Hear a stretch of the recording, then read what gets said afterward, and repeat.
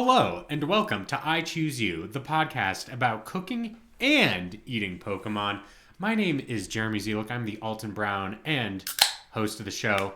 Joining me this week, as always, is... your friend on the show, Ben Montoya. Ian Davis, the Ian Davis of the show. Oh, fuck. Classic. And Evan Aubrey, also the Ian Davis of the show. Oh, shit. Oh, well, shit. This is imposters. This is what happens to me in my head when I confuse your two's names. Yeah, Please, Jeremy. I'm the real one. Shoot him. So, Was. Ian, if you had like a robot clone of yourself that was trying to impersonate you, how would you distinguish yourself from it? If I had like a gun or a katana pointed at both of you, how would you convince me that you were the real one? Comedically, I would hope that like you'd ask us both a question and I would answer, and then the robot would just say it in like a robot voice. Clearly. But I'd have to go with like you'd have to ask us like, oh, what was like the defining bonding moment between us? And the robot would say D's nuts. Hey, Yeah. and then you'd shoot me. Exactly. Well, I'm sorry again. Your names start with the same syllable, so it makes life hard in my head. Yeah. Sounds like a really tough job to then be a podcast host and have that certain affliction where syllables get mixed up like that. It's, but it's truly a hard knock 5 life. years. Yes. Yeah. I've known both Ian and Evan for over 10 years now. And it's happened literally my entire life. So, I can't fix it. My mind has just fused those phraseologies into my speaking functions. So just sounds a little bit like a robot. Hey, if there was a robot clone of me, and you had to determine which one was the real one, you'll be like, oh, what's my name? And they would be like, oh, Ian. Oh, sorry, I mean Evan. And that would be the real one. And I shoot both of you. Yes. Evan, I noticed you cracked open a beverage. Would you mind telling us what it is? Yeah, I'm back on the Radler train. The grapefruit Radler. The can says no funny biz, so this podcast can't be funny. So No, this is very serious. That's not a problem for jokes us, am I stop. right? It's like an anti-Joker drink. that's true. This is a very serious beverage. It doesn't think crime is funny. It also doesn't think anything is funny. The Radler though doesn't. If someone just said the Radler, independent of a beer, I would think like the Riddler, but like surfer bro, like Oh, rad. tubular, the Radler. not like a Boss Baby situation. It has that'd be the Rattler. Yes. Nice. Not to be confused with New Mexico's own roller coaster, the Rattler. Yes. Oh, in one yes. It's a good Albuquerque, one. New Mexico. Yeah. Um, Is it? Has that not been condemned yet? It's pretty old. No, I think that makes it better. it's still rattling. Yeah. No, it rats. It's called the Rattler because it shakes your bones because it's an old wooden roller coaster, and you'll be sore after riding it. So you don't get that smooth steel experience. Ben, do you have a beverage tonight? If you had to guess what I'm drinking tonight, what would you guess? Vodka I would guess seltzer. a Sunny D vodka seltzer. Hey, It is, but it is the orange pineapple flavor. So Is one better than the other? variations on a theme. I do have to say that I personally enjoy the pineapple one better than the strawberry one. yeah. But I think that of all of the ones, the original Sunny D vodka seltzer is the superior Sunny D. We got to bring up a seltzer. tier list kind of situation. There's only 3 of them, so They, it's pretty short. I think like they're starting to come after. Obviously, Big Bev is starting to come after like our zillennial childhood beverages. When are we going to get like alcoholic high C or like those blue drinks that come in the barrels? You know what I'm talking about? When will they deliver a spiked beverage in a Capri Sun pouch? Like, oh shit! I shove a straw in there and there's like a cocktail, like canned cocktail, but Actually, in a Capri Sun pouch. That's real. That during COVID, that was a thing that happened.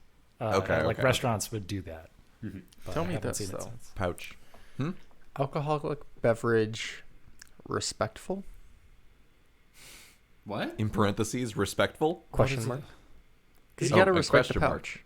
Oh. And if you're inebriated, you're probably less likely to do that.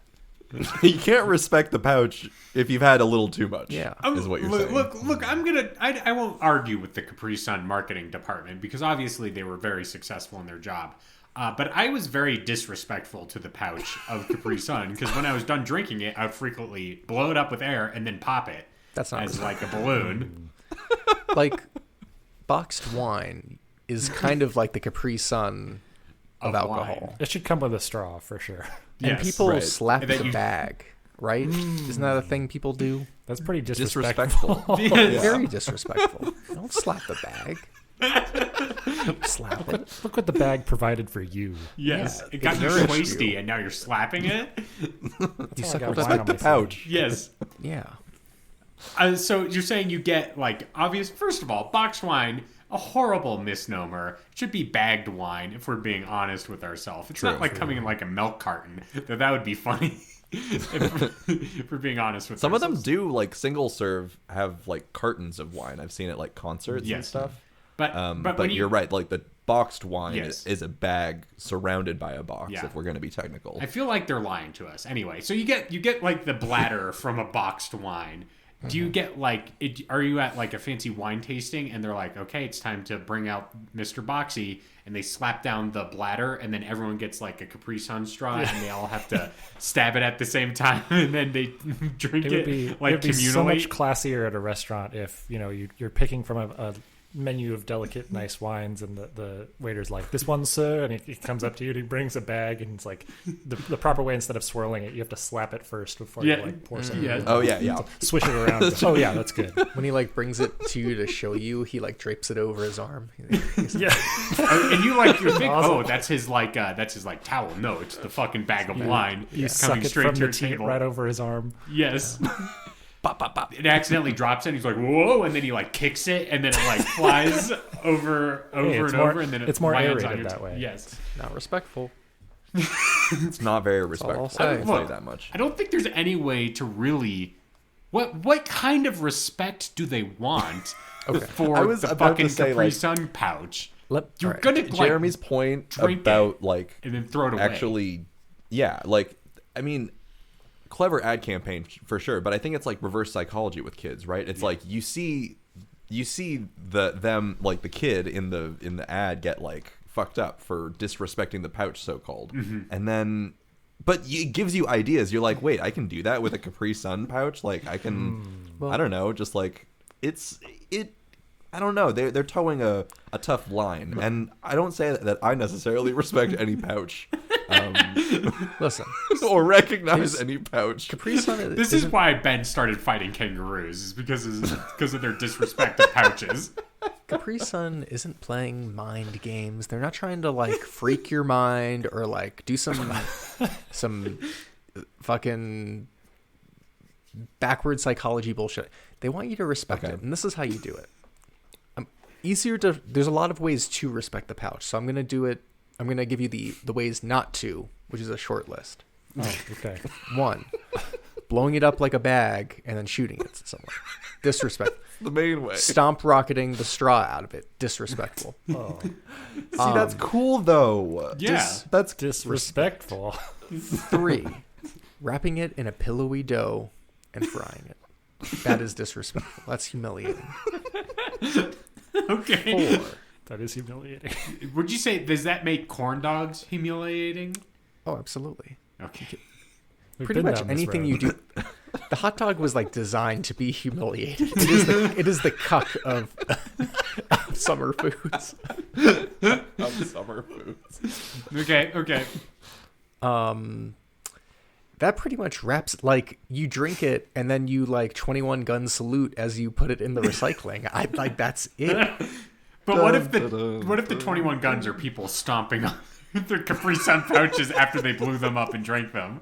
If you wouldn't do it to a person, you shouldn't do it to the pouch. That's the Stab them with a straw? Yeah, I wouldn't do it. I would not do that to a person. Though maybe there's like Capri Sun Vampire Edition, and it's like a person. It looks like a person, and you stab it with a straw, and like blood comes out, or you stab a person with a straw, and blood comes out.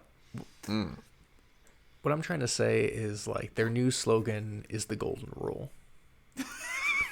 Do unto pouch others as you would have done unto you. And so maybe we're not supposed to drink them. Maybe you let them free. I don't know if that would really align with like the Capri Sun Corporation's like goal to make money. They have transcended capitalism. Respect the pouch. Yes. Yes. And you go to some sort of like monastery up in the mountains, and they're like, "Oh, why is everyone so nice here?" And it's like because they learned to respect the pouch. Happiest place on earth. Respects the pouch. Yeah. See, when I first looked at my brothers and sisters, I saw people different than me. But when I looked deeper, we're all just pouches. Just big, fleshy pouches looking for respect. Yes. Aretha Franklin's song was really about Capri Sun. Yes. R-E-S-P-C-T. That's what I said to my Capri. That's what I said to my Capri. Damn, that's good. Yes. We did it. Oh, Wow. We wore that bit to death.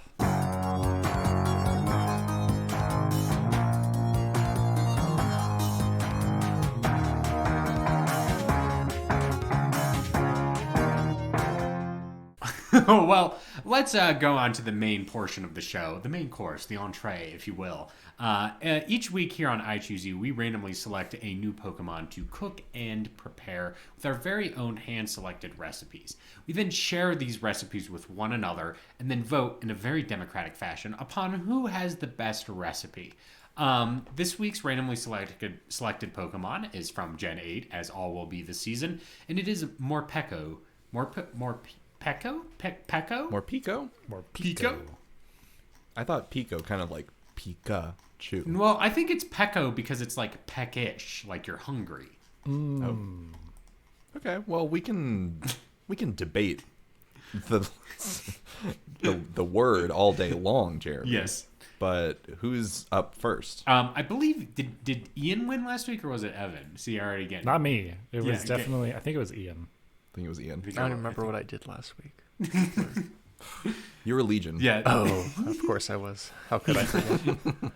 Damn. Ian, would you banish the demon of that you see Disrespectful. somewhere I'm gonna stop you into right a bunch of Capri Sun pouches? Disrespectful. I'm gonna stop you right there. Not only is it disrespectful to the pouches, it's gonna destroy the Capri Sun. The Capri Sun economy. The economic viability of the Capri Sun Corporation. Yeah.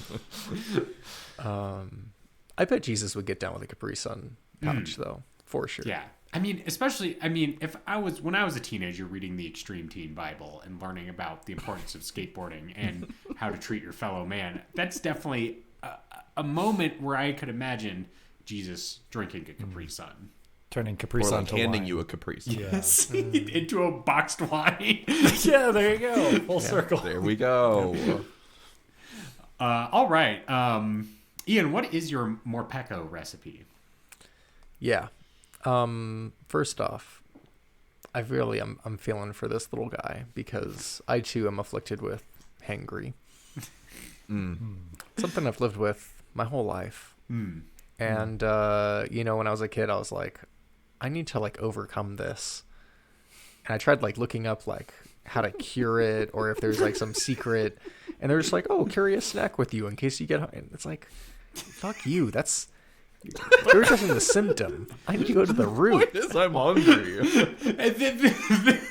I like that this presupposition is that hunger is a disease that we all suffer from that we can eradicate cure. Yeah. Well, hanger is the problem. Because The emotional response. Yes. right, because I mean, do you guys get hangry, or when you're hungry, you're just like, oh, I'm hungry right now, but like you don't get like mad. Oh, absolutely hangry. Well, I wouldn't say I get mad, but obviously, if you're very hungry, I could be irritable or tired or something like that, and that would obviously affect my mood. But I wouldn't say I'm like, and start like kicking things. I would agree with Jeremy. I feel like I'm more in that way Yeah. where I could be definitely more irritable, but I won't say anything that I wouldn't normally say, I guess. Right. Which I think is where it tips over into the hangry perspective, where it's like you start to dig in on some things just because you're a little peckish, I have to eat before like a certain class I see every day because they're so fucking dumb.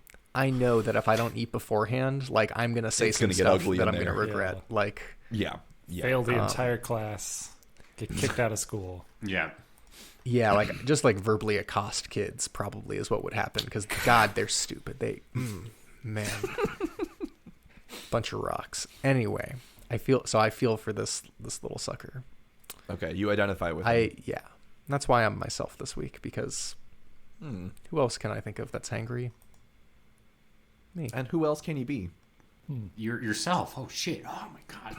Gotta respect it. Wow. Yeah. Okay. How to respect that. This episode's all about respect. I'm making Morpeko corned beef Oh, and cabbage. that is one way to cure your anger. Yes. You're like, God, I'm so angry, but I Could got really a nice use corned beef right yeah, now. I got a nice hunk of corned beef to chow down on. God, I love corned beef. and I mean, corned beef is good. Don't get me wrong; it's delicious. and it's respectful. Okay. Sure. I mean, it's respectful of a lot of things. The American celebration of St. Patrick's Day, a Jewish deli. Those are the two things I associate corned beef with. So It's probably Respect. like I think boiling meat is probably the least respectful way to prepare meat because Yeah. of like what it does to it. But I think as far as that goes, corned beef like does a pretty good job. mm-hmm. You know what I mean? It's true. I'm presupposing that the little seeds it carries in its flesh pockets, its little pouches, if you were, are mustard seeds. Ah, okay. Okay, It comes pre-seasoned. Yes. a little bit. We're gonna season it more, but like definitely, if you just like bit its fucking head off, it would be a little mustard. Mustardy. Mustard. Okay. Instead of blood, it's mustard. Yeah. All right. Take the guy, skin him, clean him, dress him. Don't actually dress him up, but you know what I mean. Get it, run it under cold water, get the excess gels off and stuff.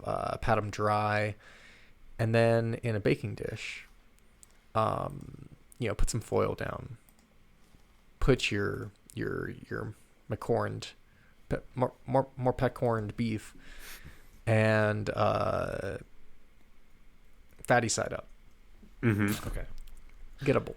Put those mustard seeds in there, which presumably you turned into a mustard. Like you're not just throwing mustard seeds in there. You know what I'm saying? But like you've ground it down into a paste. Well, you don't want to be like Jesus and tossing mustard seeds and scatter them to prove a point. When I cook, I do try to make it as allegorical as possible. I mean, there are some fancy restaurants that I'd be like, this meal tells a story. Mustard, brown sugar, onion powder, black pepper, paprika. Mix that shit together. Spread that shit over the top and the sides of the corned beef. Wrap it in the foil. Heat that shit up. 1 hour per pound, which won't take very long. I guess How it's many 6 pounds are we pounds. doing? That's actually Oh, okay. heavier than I thought. What do you think after like deboning and everything? He probably like a couple pounds. Yeah, Yeah, like probably 3. 3 to 4. Okay, 3 to 4 hours pass. You pull this thing out. You boil your cabbage. You stick it on the plate. You say your prayers. Okay.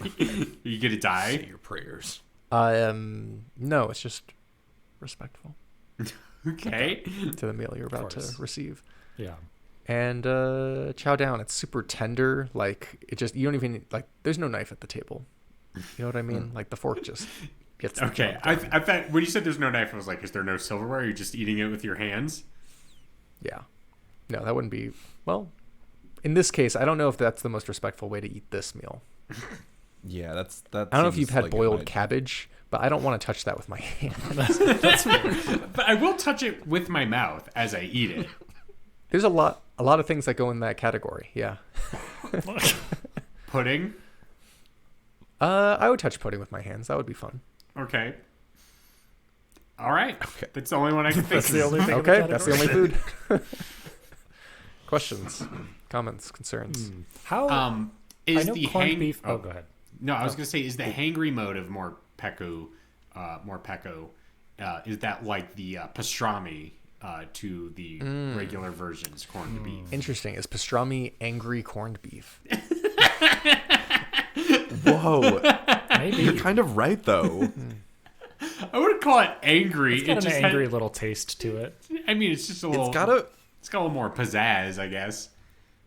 I feel like it has more red qualities to it. Like maybe just like in the marketing, differences between corned beef versus pastrami, it just appears more red. But like, I think it is a little angrier, mayhaps. I tried really hard to do something with both. I wanted the hangry one to be like a negative calorie food. I was thinking about that too. But I just couldn't like really figure out how to make that be Turned it into cohesive. celery. Well, it's like a tapeworm, and it eats the food inside your stomach. Exactly. Yeah, I like looked up like foods that eat you, or like foods that two-sided foods. Google doesn't. Is two-sided foods like Two-Face? Like one side like is evil? No, it's like a chip that has exactly two sides. Google, like, we need a search engine that can handle the thoughts I in my choose head. you. Yeah, Yeah. because clearly, like, we're safe from AI because it can't possibly begin to fucking predict what's coming out of this dome. Either we're safe or you're going to cause it to hallucinate more to the point where it's going to turn real bad.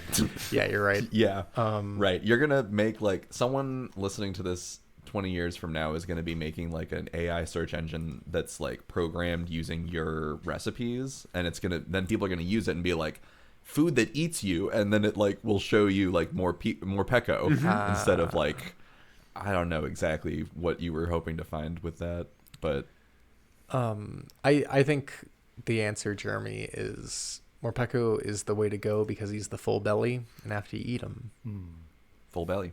yeah, you are what you eat. Yeah. There you go. There you go. How do you feel about the ethics, though, of taking away his seeds? Because it sounds like he kind of needs his seeds. Or he becomes hangry. Not when Right. he's dead. Yeah, and that's why I fucking cover him in it. We're all hangry Smear when him we're in it. dead, so Yeah. I don't take the seeds away until after he's gone to the next life. Gotcha. Yeah. He dies not hangry. Right. Full belly mode. Like- which is what he would have wanted, I think. I put the smoking barrel back in my holster. I walk over. As I close his eyelids, I put 2 seeds over his eyes. Well, it sounds like you just killed him to like kill him and not eat him. That's your calling card. Yes. That's more of I'm a bounty hunter than I'm a chef. What can I say? You're hangry. Yeah. You wouldn't like me when I'm hangry. I'm a hangry man. Yes. Ben, what is your recipe this week? Okay, well, my recipe this week presupposes that it's actually pronounced Morpeko Okay. instead of whatever that was, because I am going to do a Morpeko de Gallo pollo asado taco. Yeah. Do you go over to the waiter and you're like, "Excuse me, more pico, please? More Yes. pico." Not No, enough. it's more like you get to the bottom of the little dish of pico de gallo that comes with your chips and salsa, and they just have a button on the table that says more, and then they give you more I pico. want that button. Does the button signal the kitchen, or is it like a Staples button where it's just obnoxiously like more, and like all the tables are going off? Can it be like a Brazilian meat restaurant where you have like the thing that you turn over, and when it's up, Right. it's just like they have to come by and give you more pico. Okay, actually, it's just like Yeah, you just flip it over, and it's that like Adam Driver meme where he's going more, and that's how they know to and then when you more flip Pico. it back to the other side, it's that Adam Driver meme where he's punching a wall, and that's how you know you've had enough. Yeah, exactly. Less Pico. Yes. Anyway, so that you can see where my recipe revolved around this silly little wordplay. And I'm thinking that Morpeko's body is just so like cartoonishly meat shaped. It's just like you can just imagine like one long bone in the middle of its like, little body. So if I was like perhaps like on a raft and I haven't eaten in a couple of days, and I looked at it and I hallucinated a piece of meat that I might eat. It would have like one bone sticking out of it, and then it'd be like roasted perfectly around it, and it would be like sizzling, and then my mouth would water, and I would try to eat it. Exactly. So that, yeah. Sorry. Kind of like a corn dog. No, not With, like a corn dog. Corn dogs have like the one bone down the middle. One bone? You know what I mean? Okay. The definitions Stick, of but cool. bone. Well, I'm talking in terms of like structural Integrity. Yeah. I would say that it doesn't count as a bone because the stick is a foreign object. A bone is a bone. Like, What part of a corn dog isn't a foreign object? True. this is so off what I was trying to say, which is just Take it back. which was agreeing with Jeremy that if you were hallucinating and you had Morpeko next to you, it would be like it would instantly like turn into a piece of meat, and in my case, it would turn into a drumstick because we are making pollo asado out of Morpeko, and then so we're gonna chop it up. Marinate it in a blend of cilantro, onion, garlic, habanero, chili, orange juice, lime juice, and a cotier paste, and salt, and let that sit in a bag for a while, up to a day. Fire up the grill them up, make your little tortillas off to the side, and then shred your chicken after it's been all grilled up. So you just have like a big plate of chicken, big plate of tortillas, and then some pico de gallo, or more pico de gallo in this case, which of course is simply jalapeno and cilantro and onion and tomato, lime juice and salt all mixed up together in a nice fresh amazing garnish on top of any good Mexican food. And yeah, then you're just gonna make your little tacos, Taco Tuesday, if you will, Yes. and enjoy your Morpeko de gallo along the side. Yes, Ian. Would you consider serving the pico de gallo separated so that it was like the three colors of the Pokemon? Oh, like you have your onion, Neapolitan tomato. pico de gallo. Exactly. So one part's just cilantro, one part's just Yeah, onion. deconstructed. Yeah, and like you mix it yourself, but like the presentation is there. Or like they come to Now- your table with them separated. Yeah. And they're like, "Oh, isn't this cute?" And then you mix them up. See, I'm no gatekeeper as far as Mexican food is concerned. I think people it's come a long ways, right? I don't know if that still makes it pico de gallo though. I think what makes it pico de gallo is that it's mixed up like a salsa. Well, don't get me wrong. and- You're not eating them separate. Right, but- they're just served separately. Right, like they make the guac at your table. They also make the pico at your table, and they're like, Okay, "Isn't this funny?" And then they mix it up. tableside pico? Okay. Yeah, okay, maybe like Dude, I when can you get imagine it. tableside in a guac, do they bowl. say usually, "Isn't this funny?" while they're making it? Yeah, they like stick their hands in the avocado, and it makes the squishy sound. They're like, "What does this make you think of?" Isn't this funny? Okay. And then your tableside guac is revealed to be the Joker. They think making guacamole is funny. I was literally just talking about the clown hibachi today, and you could totally have a clown tableside guac deal. Oh yeah, that would bring in a lot of people, I think. Would it? Just a little cart. Yeah. With maybe it's a balloon animal, maybe it's tableside guac. The person coming out with the little cart is like, man, how can they fit so much guac in that cart? And then a bunch of clowns come out of it, and they each have a different recipe for the guac. Jeremy, if there were two identical Mexican restaurants and one had tableside guac and one had tableside guac made by a clown, you're telling me you wouldn't go to the clown one? Which one would you shoot? How would you know the clone? Well, we've all made the joke that we'd shoot both of them. How about I shoot neither and I alternate each night? There you go. Just eat there every night and I get tableside guac every night. And solution simple. The great tableside guac clown Pagliacci is makes really good guac. I get to. Oh man, Pagliacci. There it is. Ooh. Ben, any other proposals for this Pico de Gallo? I mean, so now that I've heard the proposal, I think I do like the idea of showing up tableside Pico with the bowl kind of being more Pico shaped too, and then like the ingredients, are aligned Neapolitan style, and then get mixing at the table. Yeah, tossed. There you go. That's what I was looking for. Yeah, I think that I would like that. I think that would bring another theatrical element to the more Pico, shtick of this restaurant or whatever. Yeah, that is the name of the restaurant too, right? It's you get. I mean, obviously this is your pollo asado, but it's Pico on everything. Yeah. It's I feel like the Pico is probably the unifying factor, and then you can order like pick your meat, pollo asado or different meats or shrimp or something like that. But everything comes with Pico, and you always have to tell them whether you want less or more. When Adam Driver is saying more, there's just like a train of tableside Pico carts going by. No one can stop those clowns. No one. The clown carts are going to keep coming to your table unless you tell them to stop.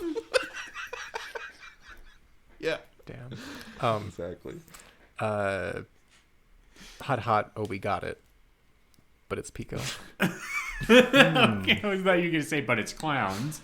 More. Oh, we got it. That movie. Pico. You know what? I'm not afraid of clowns, but that scene with clowns would be scary. Oh yes, it would be. Instead of saying hot, they said honk honk. Never mind. No. It's funny again. No longer scary.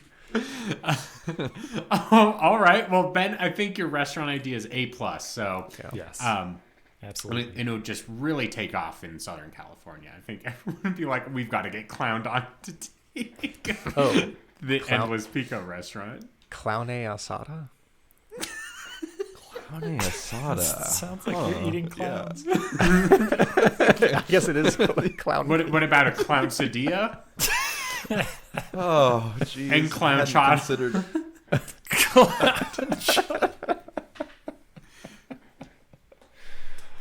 Sorry to totally derail your recipe. No, nothing's going to derail this clown train. Clowns were not in the mix when I was thinking about more Pico. No, I'm pretty sure you're the one who said clowns. We'll roll back the tape. Yeah. We'll find out who introduced this element. Evan, what's your recipe? Oh man, well, doing a little something different. Going to confectioner's school. We're gonna make some candy this week out of our Morpeko, a berry kind of candy based on the berries that it carries in its tiny little pockets. So basically, what I'm presupposing is it's a belly full of gelatin, that is. Because you basically harvest its jiggly goodness to make a jello-y candy dessert. But first, before we chop it up and steal all its insides, we have to kind of like Han Solo carbonite it to like get a nice Morpeko mold. You know what I'm talking about? Okay. So you get your Morpeko mold, and then you gelatinize the thing. And this one's kind of based on, I don't know if you guys have had this, but Haribo, the gummy candy company, has this thing called berries. Some of them are crunchy and some of them are chewy. Or like the outside is crunchy, like a little candy crunch, like a nerd, right? Kind of like a nerd. Okay. And then the inside's like a gummy kind of deal. Okay. I'm on board. So this is what I'm supposing is the berry. You use that and kind of like dehydrate it a little bit, so you get like kind of crunchy bursts of sourness on the outside, and then you have your Morpeko gummy bear mouse, and when it's still kind of wet, not entirely like dried and ready to go, you stick all the like dried berries on the outside, so it's got that crunchy outside, chewy inside.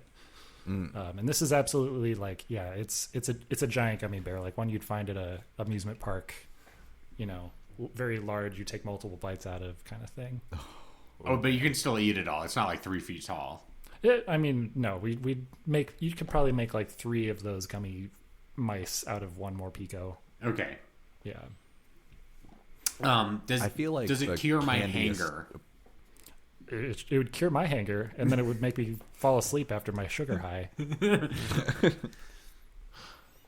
I mean, it is quite large. Yeah. So, I feel like the candy aesthetic is really a great way to go with Morpeko, because it is giving very like cute, squishy, gummy, kind of aesthetic. And you could kind of go for like an either or situation, so you could have some more, maybe you dye it purple a little bit, so it's got the hangry version and then you've got the regular version, right? Yes, Ian. I have to say it, I'm just so tired and like out of it. Clownfectionary college. Getting back to your recipe, would the maybe the purple ones be like coated in like the sour? Ooh, yeah, you have like a Sour Patch Kid situation where some are more sour, some are more sweet. Yeah, the hangry ones are more sour. I would be so... I love that kind of stuff. Yeah. Absolutely. I mean, when we not to reminisce in a nostalgic manner, we grew up at the high tide of this candy is sour and it will hurt your mouth to eat it. That's true. And I think that's really left an impression on me as a person. And it makes me be more willing to go for the sour item in this case. Oh, good. Do you remember the Sour Patch Kid ads where like they'd like do some real naughty shit? Yeah, they'd like tie up your parents and like lock them in a closet. Yeah, like do some real weird bondage shit. Yeah. But then they like get caught and then they're like, "Oh, I'm sorry," and they're sweet, and then they're gone because they went to prison. Right, that was the ad campaign. Yes, they're sour, they're sweet, and then they're gone because you eat them, and that's theoretically the flavor direction because they're covered in sour coatings. Flavor life It's cycle. the 3 stages of life. Sour, sweet, gone. Sour, sweet, prison. Yes. Kind of I choose you coated, I'm not gonna lie. It's like you have this thing, it's enticing, it's maybe a little evil, let's eat it. I think we've discussed it a lot of times throughout this episode, but a lot of marketing for food items, especially for children, is very I choose you coded because it doesn't make any sense. Yes. Yeah, that's true. Yes. That is true. All right. I've also got a kind of dessert recipe up this week. When I saw Morpeko, I was thinking, the kind of hangry, sweet version made me consider, let's get it out of the way, another marketing campaign, which is that of the Mars Corporation when they want to sell you some Snicker bars. And usually you'll see an ad and it'll be a famous older actor, perhaps a Robert De Niro, being grumpy on screen. And someone will come up and be like, "You're not yourself when you're hungry," and they give them a Snickers bar. They eat it, and then they turn into their regular self, becoming much less famous in the process. Turning from Academy Award-winning actor Robert De Niro into a guy. So that might be a downgrade in some regards. But it's kind of like the classic presentation of a Snickers bar is you aren't you when you're hungry. So what we're going to do is we're going to make a delicious Morpeko Snickers bar, and we're going to do two variations. One is going to be the yellow one, and one's going to be the purple one. Yellow Snickers bar usually indicate an extra layer of peanut butter in it. So usually Snickers are classically nougat, peanuts, and caramel with, and they've got chocolate on top. So the yellow Snickers bar has peanut butter added as well as an extra layer in there. So that will be our yellow Morpeko Snickers. We're gonna be home making this kind of situation. So it's basically like kind of like a bar cookie that you like bake in a tray kind of thing, where you layer everything up, you cook it, and then you put the melted chocolate on top and let it set in the fridge overnight kind of situation. Now the purple one is a little more complicated. So there are actually purple Snickers bar, but they just represent that the Snickers is made with dark chocolate. It's not actually purple in any regard. Right. So instead, what I'm not presupposing, but actually just putting forward as an option is that we include a bit of an ube mixture in the nougat, if you will, that will turn the nougat a purple color that will match the hangry Morpeko. And that when you bite into it, it'll give you the purple experience from that one. And that's perhaps the one that you eat because of the presence of ube. It's a little more filling. When you are hangry, you take a bite of it and your hanger subsides. And maybe if you're just like, maybe I will bite another Snickers, you can move on to the yellow one in that regard. I like that Snickers is kind of going the Kit Kat route. Of the like extra fun flavors that like you can't get anywhere else kind of situation. Yes. Yeah. I would love that. And ube is definitely kind of like something that a Snickers bar could like incorporate in like Japan or something. Mm-hmm. So that's my recipe. I like it's giving me visions of like red pill, blue pill, or like Alice in Wonderland, be big or small. Yeah. So would you say that people now are like, instead of red pilled, they're like Snicker barred, where they choose the angry pilled, the purple Snicker to like join the men's rights movement? They got snickered into it. Yeah. I kind of want to like. What a devilish way to like call someone out on their bullshit. Like I'd love to be in a meeting and be like, "You're being a real dick right now. Here's a Snickers." Like, but I don't have to say it. I just say, "Hey, are you hungry? You're like not.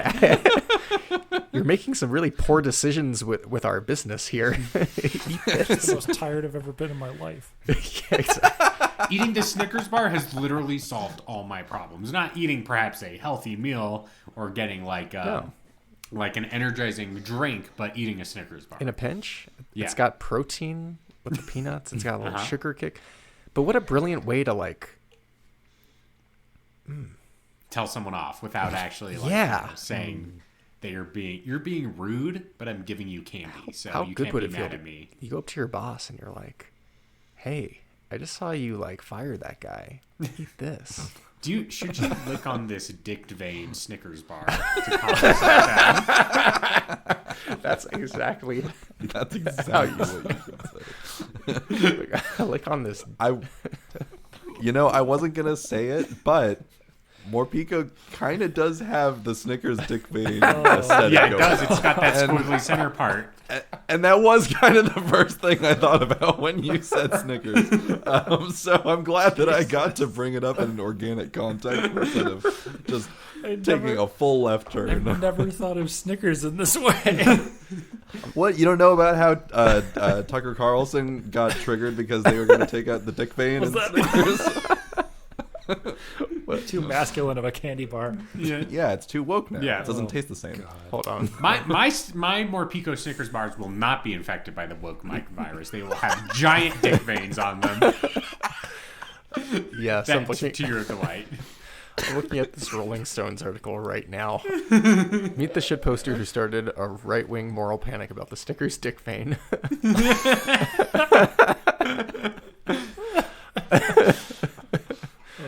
It's incredible. All right, let's well, review. Let's review our recipes. From Ian, I just forgot what corned beef. That's what it was. Morpeko corned beef. From Ben, Morpeko de gallo, pollo asada tacos. Right. From Evan, we have Morpeko gummies, but they're big. And from me, we have Morpeko Snickers bars. So everyone, please vote. So fucking funny, Ian. The Snopes article titled, "Did Snickers remove a dick vein?" We got Snopes on the case. Yeah, they're on it. And the answer was 100% yes. This is Yeah, they did. They did remove the vein. They deveined it like a shrimp. Like a shrimp. Ben, do you know who won? I have 4 votes in, and I won Hey, with 2 votes. More. More Pico. More. Jeremy got a vote, and Evan got a vote. Oh. Nice. All right, let's move on to everyone's favorite section of the show. It's called Whale Lord's Mail Horde. It's where we read your recipe sent into ichoosepod@gmail.com. That's ichoosepod@gmail.com. Ian, it sounds like this Snickers article is really tickling your funny bone there. I'm scrolling down Google just seeing all the headlines from these major dick vein. God save the Snickers dick vein. The hoax that ruined the internet. Oh wow, it's remarkable. All right, Evan, I've heard Mike has sent us in a recipe. Mike did, and Mike says, "Hello, my boys. Morpeko, the regional Pikachu clone. Another staple of each Pokemon game and each season of I Choose You. Morpeko is based on a hamster or other household pet rodent. It's got a cool dual-type signature attack. It's got a cool color scheme. Goth girl rival? Pretty cool. In the iciest of ways, trying to find a recipe to share with you all, I started by Googling, what foods make you happy? Which led to a bunch of listicles that included foods like eggs and beans. The obvious ones, really. The more I looked at these lists... Not to argue with Google, but I don't think oh man, I need something to get me happy. Eggs. Love a good egg. Again. We do not live in the same world, Jeremy. Oh, is that your happy place? You're like, goddamn, time for an egg. Breakfast food could... always save my day. Okay, well, honestly. I'm not... Any time of day. I'm not How about just arguing... a hard-boiled egg? Would Yeah, that but save your day? Okay, well... When someone says it's eggs... not any old egg. It's not... I'm not thinking like an omelet or a burrito. I'm thinking of here's egg by itself. So it's like a boiled egg or scrambled egg. Time. Yeah. Yes. 100%. Evan, continue. Okay. The more I looked at these lists, I saw some more foods that I can tell you from experience make me a happy camper. Things like chocolate and coffee. I can tell these lists are mostly full of lies, though, due to a glaring omission. Potatoes. Who isn't made happier by potatoes? Boil them, mash them, stick them in a stew. Nice. I think Morpeko would actually be a fantastic candidate for making a potato tornado. Firstly, I don't care how you do it, but you're going to need to get a fresh, large-sized Morpeko skewered on a greased skewer. Take a sharp knife, start at the top, and slice downwards in a spiral fashion. Slide that down the skewer, and then toss that bad boy into a fairly large deep fryer, whole hog style. Enjoy delightfully. Cheerio, Mike. Thanks so much for writing in, Mike, as always. We've got right down the singular bone in the middle. Yes, right, exactly.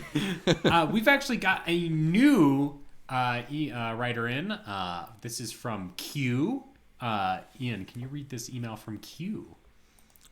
Q writes, I just got done listening to every episode, and I'm writing in my first recipe, so I will make it a good one. Hell yeah. Morpeko de gallo. Boom. Oh. And Ben, you won this week, so I think that's right. Q. I didn't steal your recipe. No, but he fucking Q dropped the recipe into your mind. No. So in this, you mix the seeds Morpeko has and eats, but they have a smoky taste. Mm. With some tomato berries and some onions. Add some peppers if you want more spicy, like the dark side of Morpeko. And put with chips. Now, I would like to put this on a taco or quesadilla. That is my recipe. Hope you like it. And I will be a little disappointed if no one else thinks of this. Well, saved you from disappointment. Someone did think of it, and that was Ben. Okay, now I don't feel as bad that we have the same recipe now because Encouraged you actually wanted this to happen. Some crazy inception nonsense through the internet. All right. Ben, we've got a submission from Pokemaniac Chris on the Discord. Would you be very kind to read this? Yes. Let me scroll on up to it, and... Oh, it's long. Okay. Yeah, Pokemaniac Chris writes, you'd think Morpeko would be easy to cook, because a hamster is basically the same thing as a guinea pig. And guinea pigs are a classic Peruvian food. And we've even cooked dedenne before. We never figured out how to pronounce it. Morpeko curry with cherry berry paste, diced appleton, eldergoss seeds, sir-fetched leek, and Galacia nuts should be a slam dunk, right? Spicy, sour, electrifying, savory, with just a hint of sweetness, and some subtle anise notes with the eldergoss seeds. Serve it on white rice with a cool GPA, Galarian Pale Ale, of course, on the side. 4.0. Yeah. Boom. Done.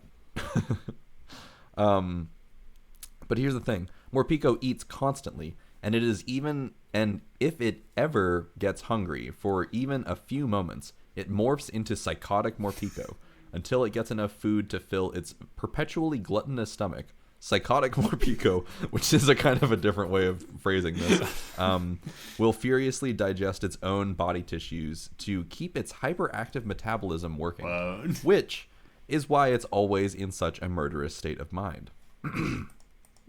While it's in this auto-cannibalistic state, Morpeko's meat will rapidly become tough, stringy, and almost inedibly bitter.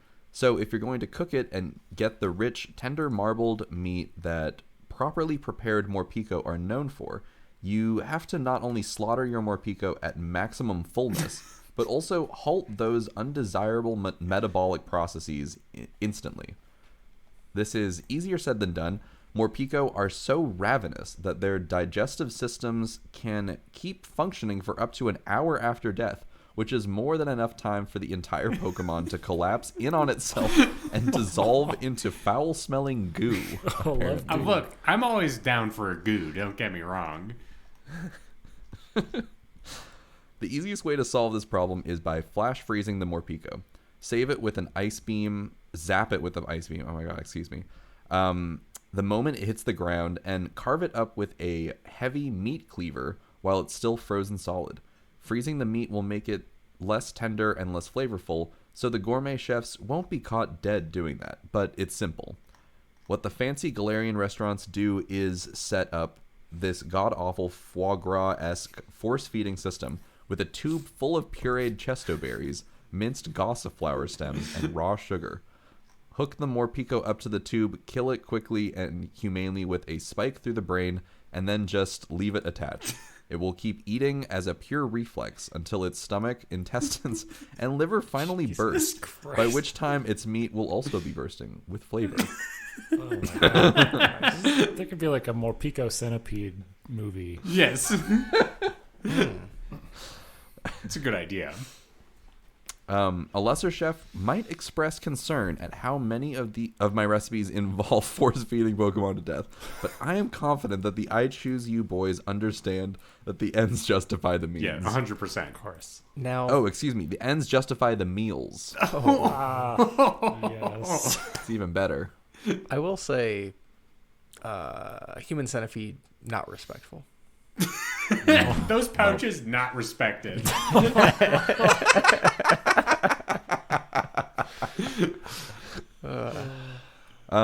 Last paragraph. You can, of course, make a Morpeko curry as described above, but I'd reserve that for the flash frozen stuff. If if you've gone to all the effort to force feeding a dead hamster for an hour, you should really savor the meat in as pure a form as possible, pan-fried in sun-aged sunkern oil and served with a light sprinkling of chopped ottish leaves. If you feel like breaking the bank, pair this with a top-shelf orange Florges wine. If your wallet is feeling the pain after everything it took to get here, try embracing the dark side of the duality of hamster with a black raspberry LaCroix. Ooh. Nice.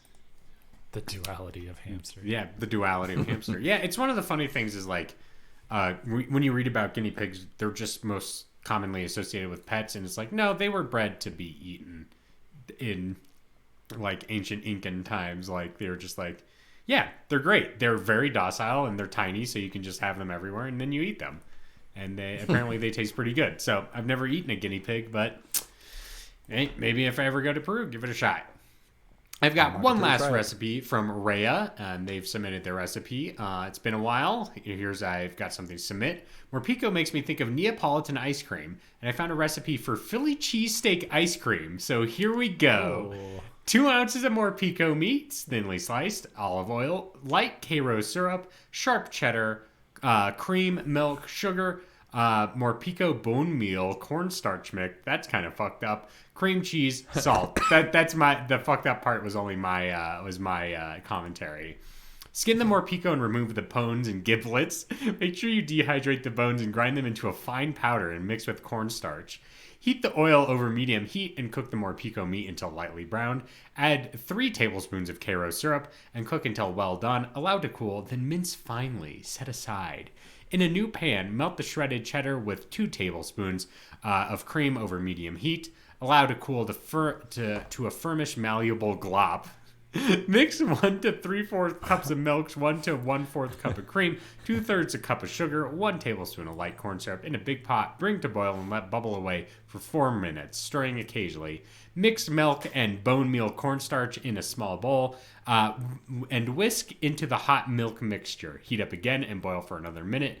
Mix cream cheese and salt in a big heat-resistant bowl. Slowly pour hot milk into the cream cheese, whisking away. Cover and cool in a fridge. When cool, pour milk into an ice cream machine and whir away. Chuck in the candied Morpeko bits at intervals. When it's expanded to about 3/4 done, start adding small nuggets of cheesiness. Don't do this all at once, but at regular intervals. There you have it, Morpeko cheesesteak ice cream for all your savory sweet needs as the weather starts to warm up. You can even pair it with your LaCroix of choice for a refreshing float if you like.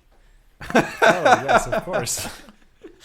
When I was doing research for this recipe, I was looking at like strange food combinations. Mm-hmm. And one I found that is supposed to actually... it was on Ripley's Believe It or Not, so you can believe it or not.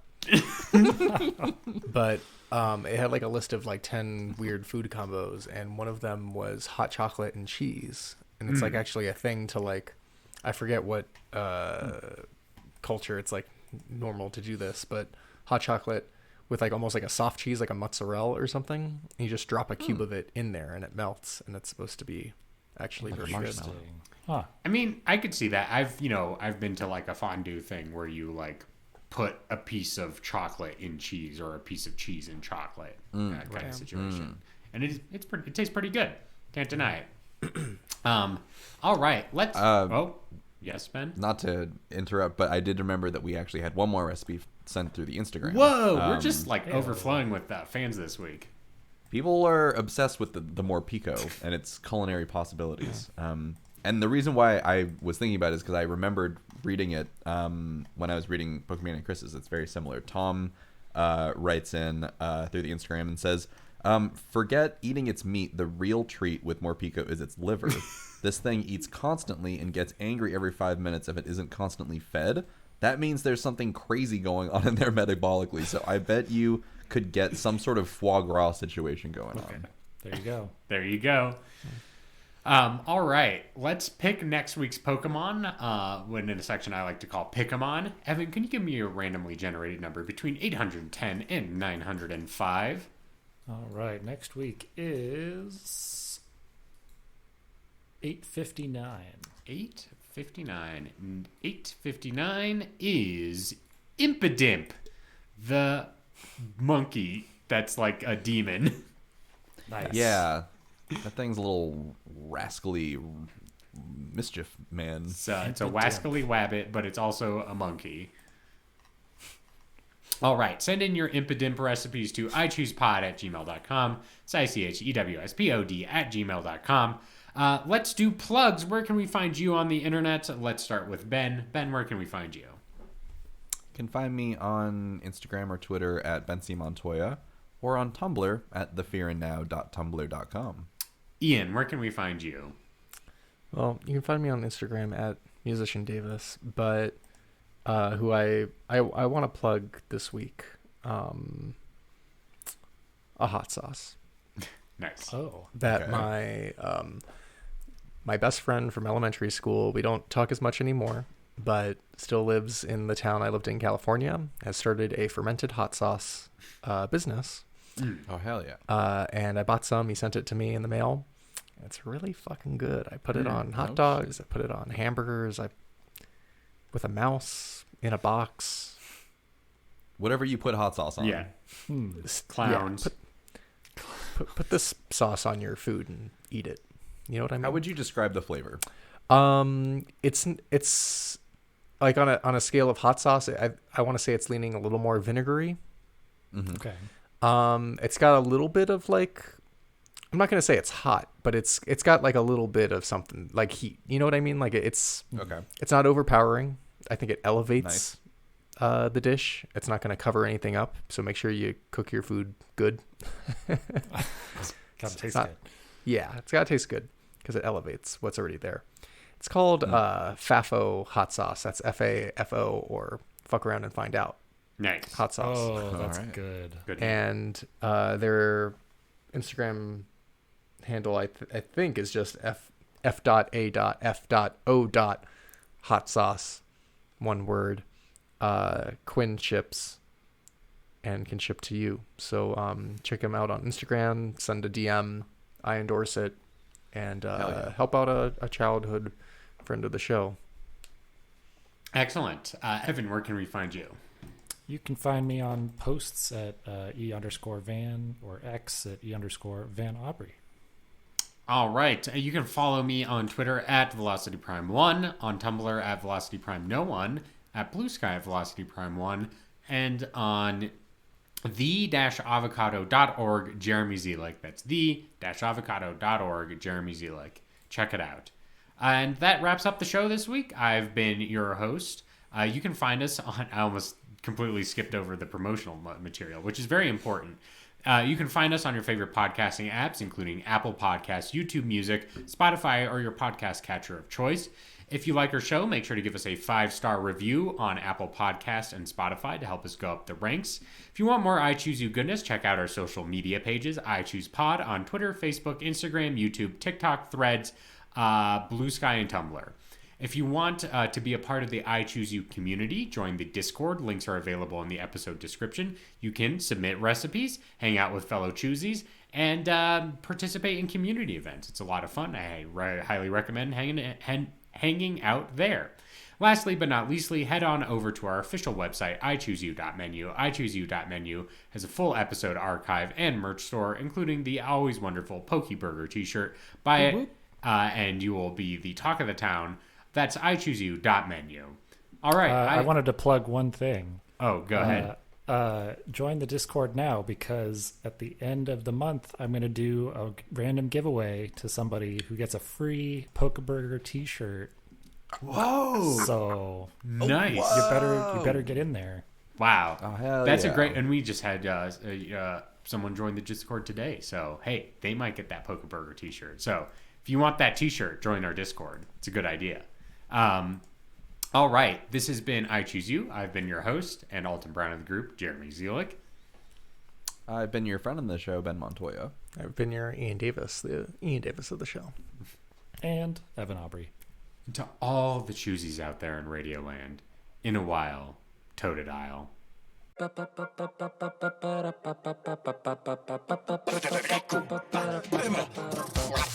wanna be the greatest chef, like no one ever was. To cook them is my real test. To then is my cause. I will travel across the land, searching far and wide. Each Pokemon to understand the flavor that's inside. I choose you, gotta cook 'em. It's you and me. Benevan and Jeremy, I choose you. Oh, we're your best friends. In this world we must digest. I choose you, gotta cook 'em all.